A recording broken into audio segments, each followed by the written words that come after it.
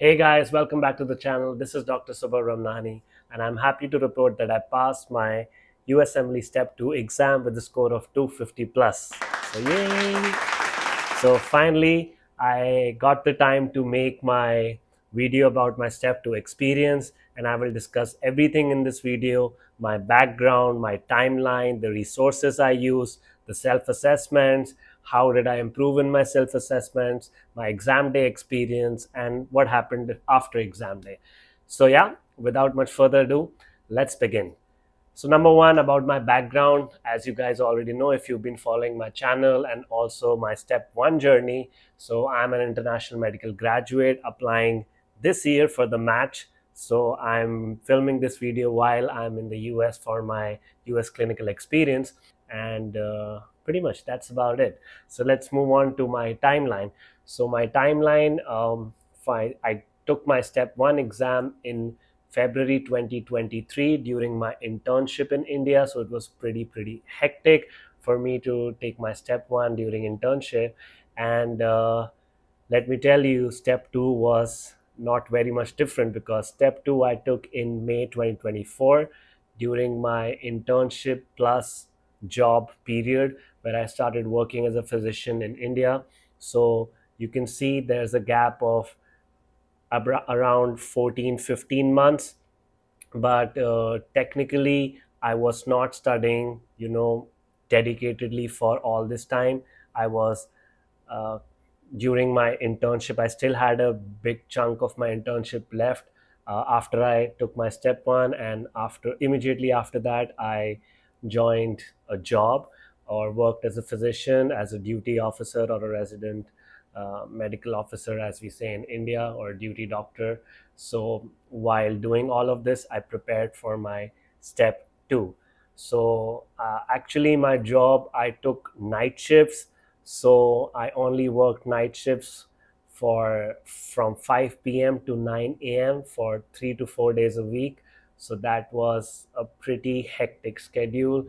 So I used to work at nights and I had the days for studying. So that's why this 12, 14, 15 months look like, hey, you took so long for step two. But yeah, like it was not only step two studying, it was a combination of working and studying for step two.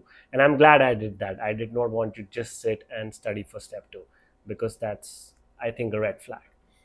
So jumping on to the resources, what did I use to study for my step two exam? So as you guys know, for step one, if you've been following my journey, I was a big Anki user. Like I had 1,000+ day Anki streak, and I studied everything through Anki. I completed my first trade technically through Anki. All the things I studied, like boards and beyond, pathoma, etc., sketchy, for step one, I studied and then I revised it through Anki, and I had 1,000-day plus streak. And because of that, I was really fed up of Anki. And on the day of my step one, I decided to break my long streak. And when I started studying for step two, I was like, no way, I cannot do Anki again. It is too taxing to the brain. It is like too hectic, and I needed my mental peace. I realized Anki was the number one thing that helped me build a foundation of medical knowledge and helped me pass my step one. But I felt that the time to use Anki was over. I had already built a significant foundation or base knowledge, and I had to let go of Anki. So I did not use Anki. So what did I use?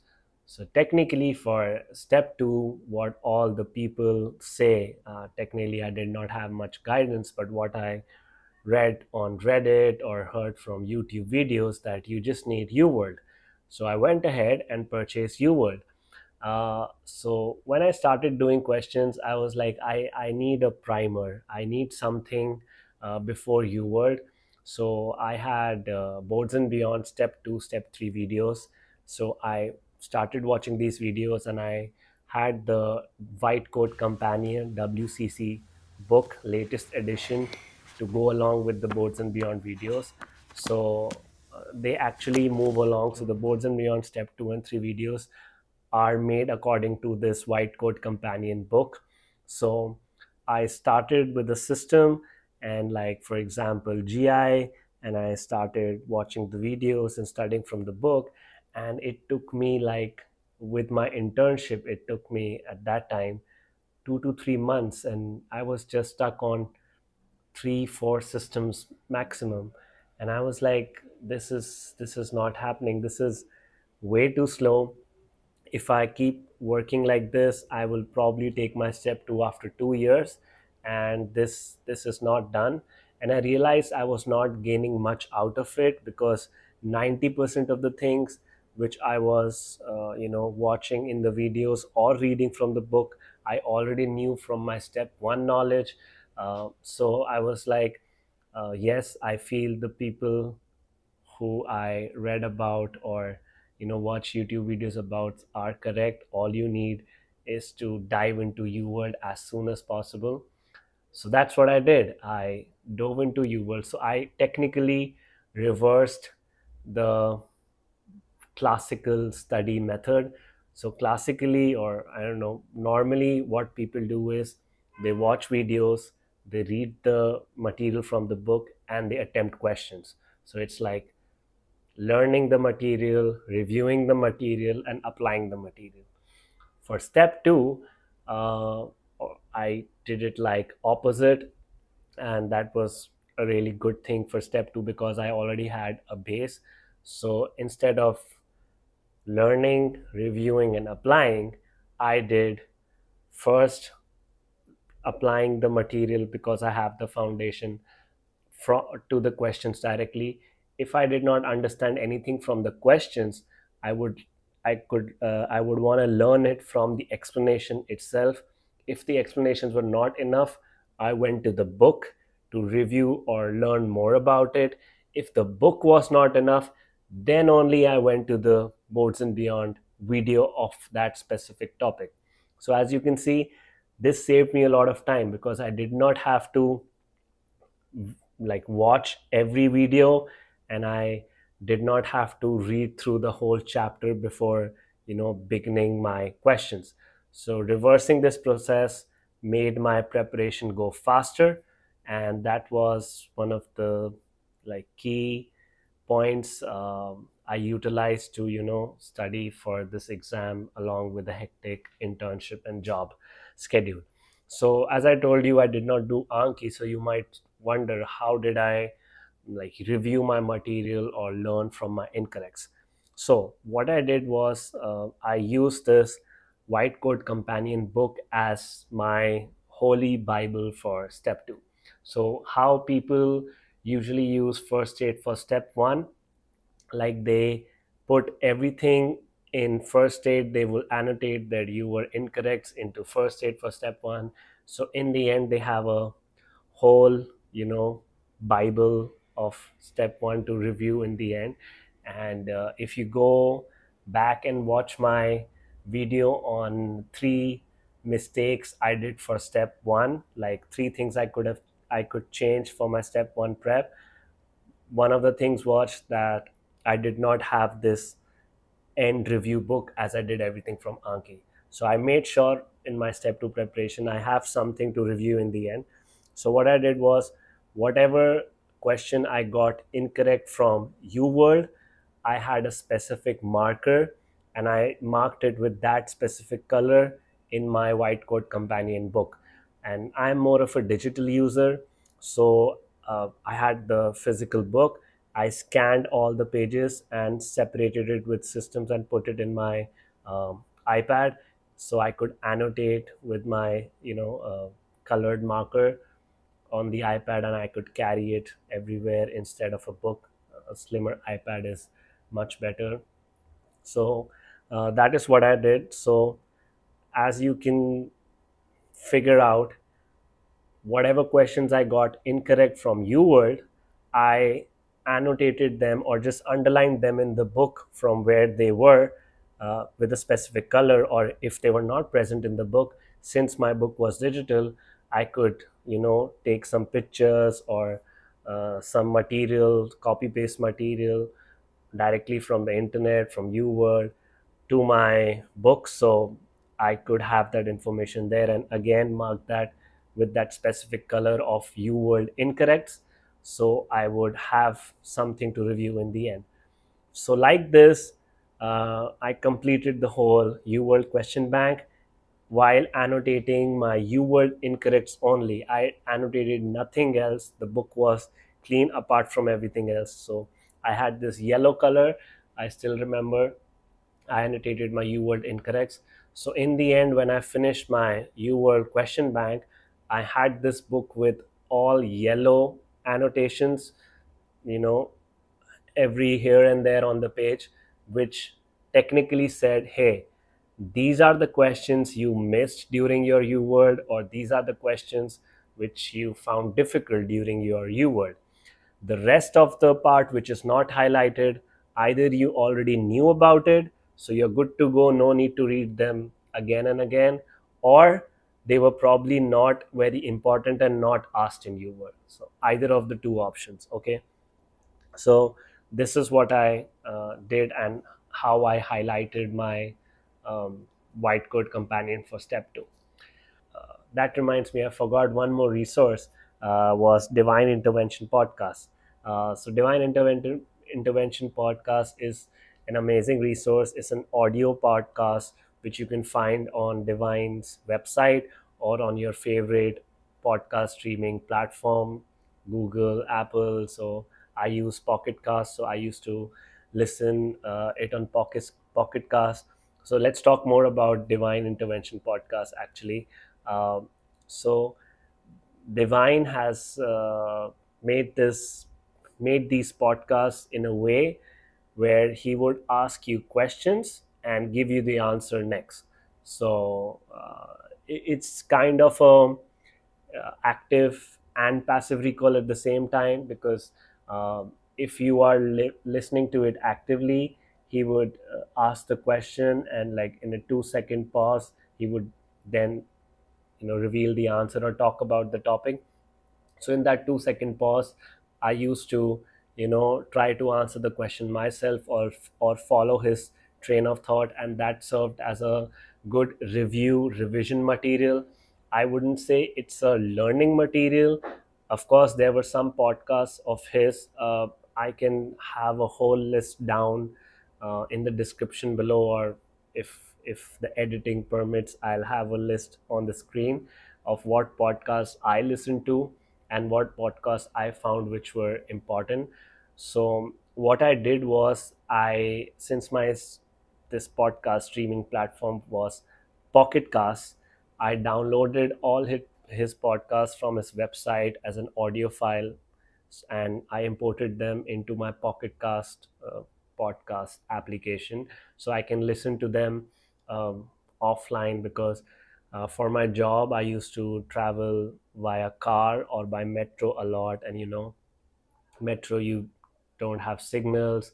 So I just used to put my AirPods on and play the file, and it would work perfectly because I had it downloaded offline. That was number one part why I chose to download his podcasts on another platform. Number two was that Pocket Cast actually allows you to bookmark the points of a podcast or any audio file you're listening and name it. So if I was listening to something and if I found that something was new or I was weak in, I used to bookmark that specific segment, and I used to label it. So for example, if it was something about, I don't know, primary amenorrhea that I did not remember, or I found something new, I would just bookmark it, and in the bookmark I would write the question. Okay, like what are, like, why, I don't even remember, like any question I would write depending on the podcast topic. And so like this, in Pocket Cast, for whatever podcast I listened, I had a list of bookmarks of questions. So in my free time, I used to look at those questions and try to answer them. Okay, and if I couldn't, I would just tap on the bookmark, and it would play that audio segment, and I would listen to that topic or discussion.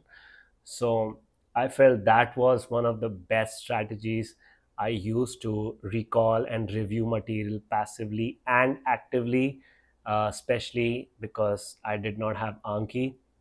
And the other thing I already talked about was annotating my white code companion with UWorld incorrects in a specific color and reviewing it passively. So that was my two methods of reviewing.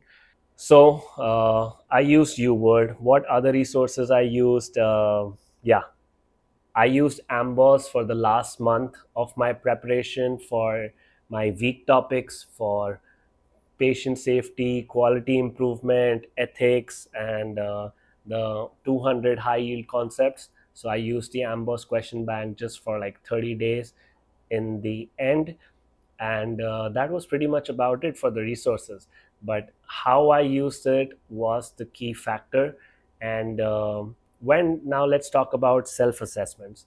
So again, as I have stated before, uh, I made a video, like a short, on three mistakes I did in my step one which I could change.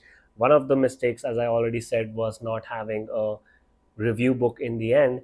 The other mistake, what I did, I felt in step one, was that um, I took my self assessment exams in a very short amount of time in the end, like just last 3 weeks during step one, or like I took, or last month, I took like 10, 12 self assessment exam. I don't even remember. Basically, I was taking a self assessment exam every 3 to 4 days, which I felt was not enough, because one day was the self assessment and it would take me like 2 more days to review it, because let's say an NBME was 200 questions, it would take me like 100 questions the next day to review, and the next 100 questions another day. So technically, a self assessment would take me 3 days, and on the fourth day, I had to do another self assessment. So in step one, I realized I did not really improve my score.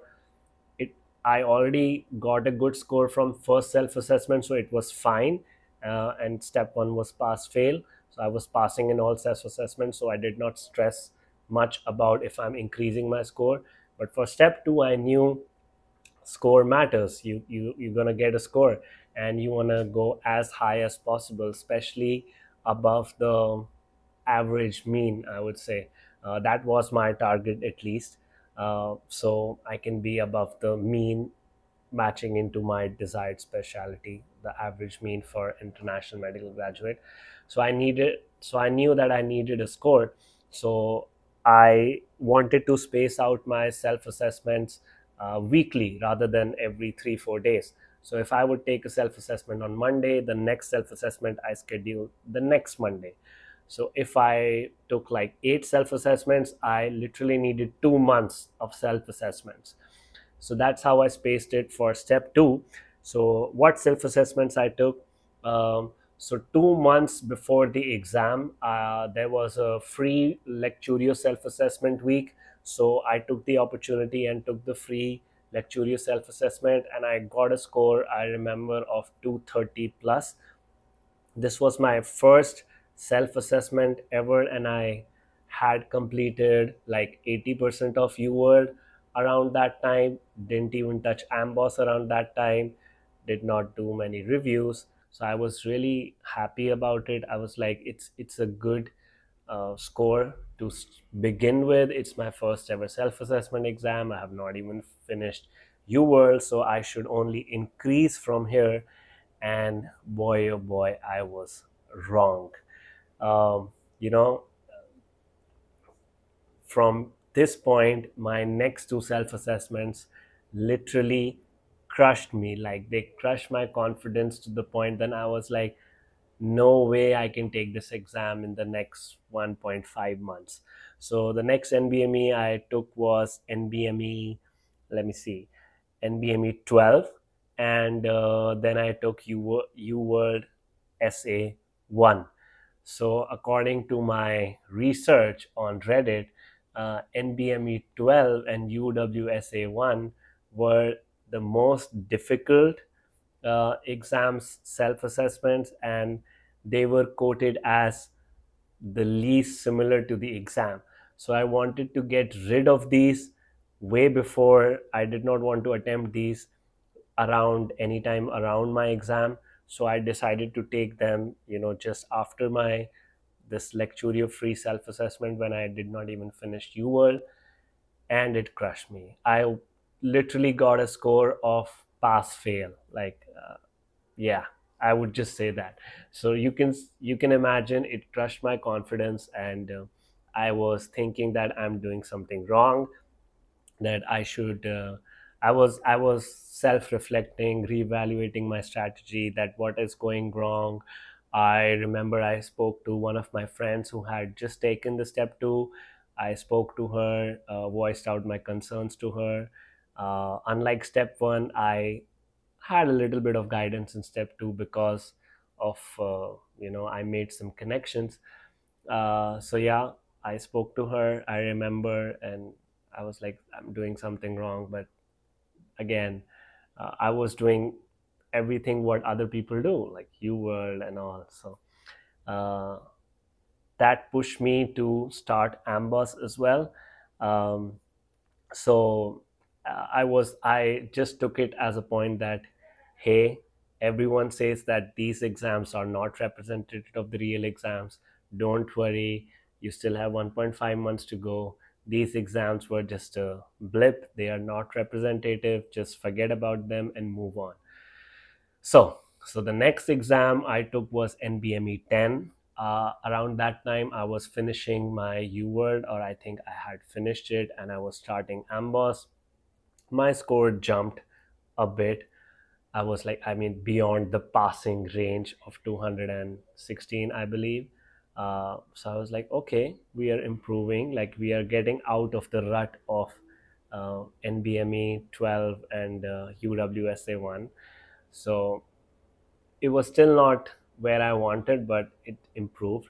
And again, since I had 1 week before every self assessment, I consistently improved my score, or like maintain my score at least. It did not drop after that.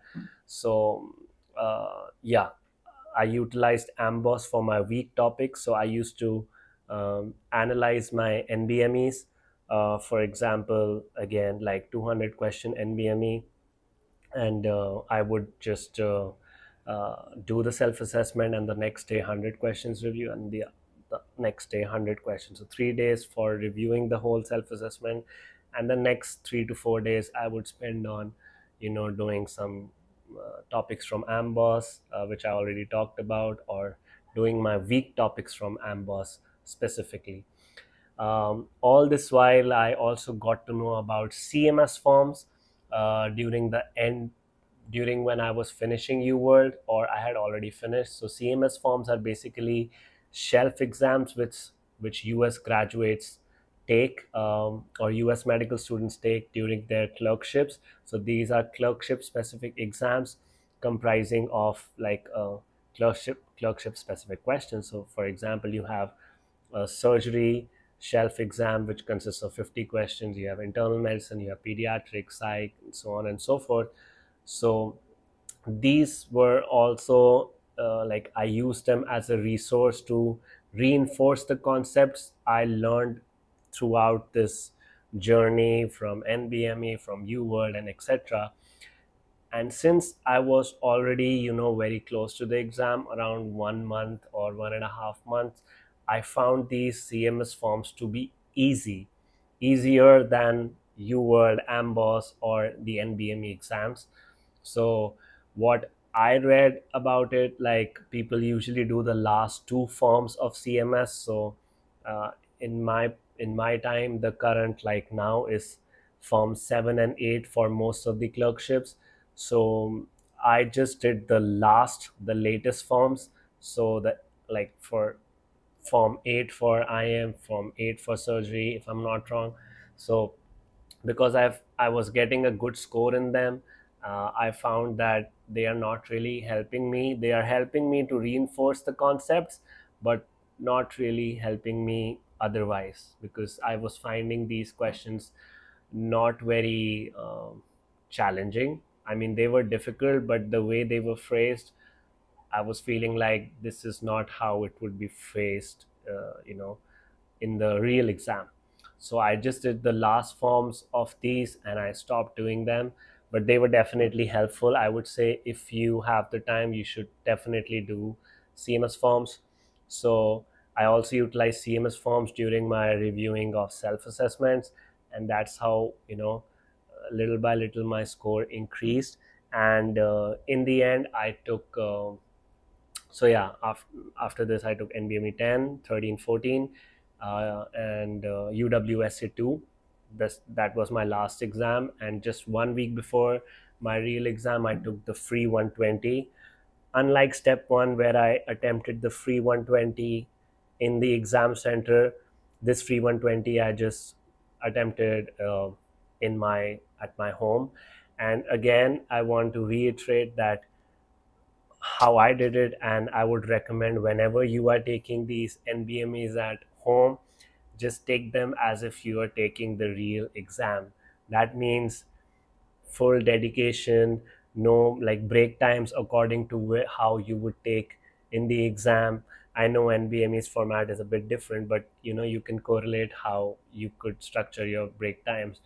That means no food or snacking during the exam or water, like basically following all the rules you would in the real exam, and no disturbance during your self assessment. So whatever score you get in your self assessments, you can trust that score.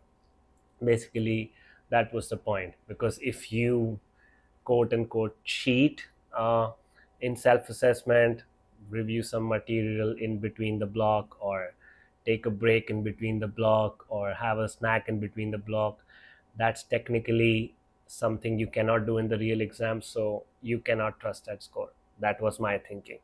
So yeah, took my self assessment, took my free 121 week before the exam.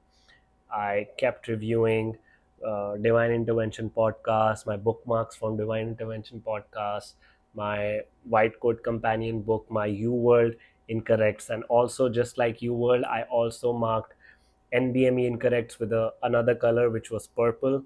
So I had yellow U World incorrects, purple NBME incorrect. So I had these color coding for all of them, and that really helped me review the whole book, like all of step 2 material in a week in the end, because I would just read my highlights, because I knew these were the topics I've missed or I'm weak at, and the other topics which are not highlighted, either I already know or they are not important. That's it. That's how I studied, and in the end I reviewed all the material. uh, and yeah, that's about it. And yeah, for biostats, I reviewed my step 1 Randy Neal, same notes, same Randy Neal videos I've already discussed in my step 1 guide as well. So yeah, that was pretty much about it. Went to for the exam, and now about the exam day experience. So this was pretty strange for me, because I had already taken step 1, so I already knew where the exam center is, what time I have to reach, and step 2 is one more hour than, like, 1 hour more than what step 1 was. So it's a 9-hour exam, step 2, with 1 hour of break, like 45 minutes of break and 15 minutes tutorial. So I reached the exam center before time. Like, I had to be there by 7:30. I reached by 6:45 or 7. They only allow entry at 7:30, I believe, 7:30 a.m. So I knew step 1 that sharp 7:30, or even 5 minutes before 7:30, they allow you inside, and go through everything before they let you enter the exam hall. But this time it was 7:30, 7:35. It became 7:40, 7:45, that we were just standing outside, and like all other people who were also taking the exam, whichever exam they were taking, we were standing outside, and I started to get worried, like, what is happening? The exam is scheduled to start at 8 and finish at 5, and it's 7:40 already. We've not even entered. Once we enter, they take time. We have to, you know show our identity proof, keep our bag, etc., checking. So that also takes time. So I was getting worried. So some person came out of the exam hall and said, we are having some technical issues and I would like the applicants can wait inside here while the other people, maybe family members who came with the applicants, they can wait outside. So that was a time I was really anxious. I was really worried that, so this is like my exam can get cancelled and I have to reschedule it.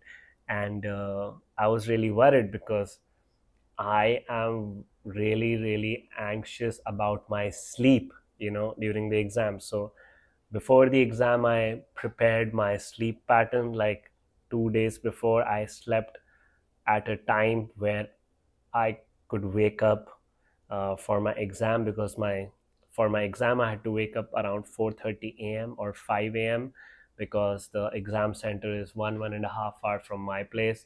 So to reach at 7, I must leave by 6, and to leave by 6, I must wake up by 4:45 or 5 a.m. Okay, so yeah, I was like, no way, I cannot reset my sleep schedule again, I cannot review everything again, all these thoughts in my mind, like I prepared so hard for this day and I cannot have this day rescheduled.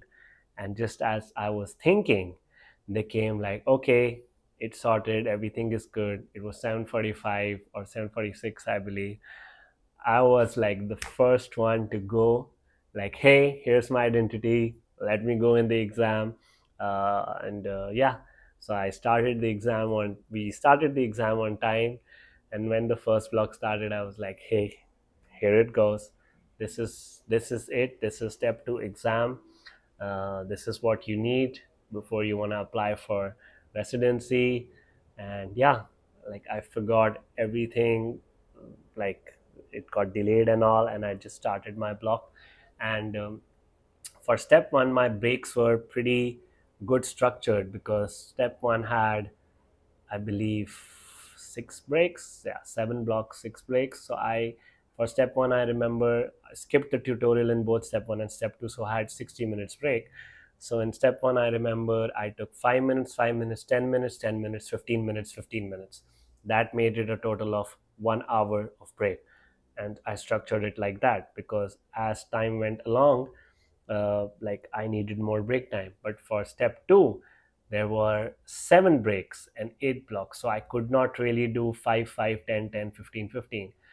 So I did like 2 minutes between the first and second block, 2 3 minutes, 4 5 minutes again the second and third block, then third to fourth also 5 minutes, and then 10 15, yeah, the same pattern of step 1. So in every block I went out, even just to have a sip of water. I went to the washroom just in case. Every block I did that. So minimum break between every block was at least 2 minutes, and maximum, the last one I believe, was 15 minutes. And unlike step 1, in step 1 I was like, when I reached the last block, I was feeling okay. I was not feeling that tired. I was like, I can do one more block. But for step 2, when I reached the last block, my mind was tired. Like I was feeling like, when will this exam get over? It is a really, really long exam and taxing to the brain. So yeah, but fortunately the exam got over at 5. And yeah, that's about it, the exam day experience. And same like I did in my step 1, if you've seen my step 1 journey video, just to not stay anxious till my result, I used to flag the questions which I thought were not at least 80% correct. So in every block, I used to count the number of questions I have flagged. So I would get an idea that, let's say, Subhav, if all your flag questions are wrong in a block, how many marks would you get? Are you still getting the marks you want? If you are, then it's good. I know there is no way to calculate the marks. It's not like one question is equal to 1 mark.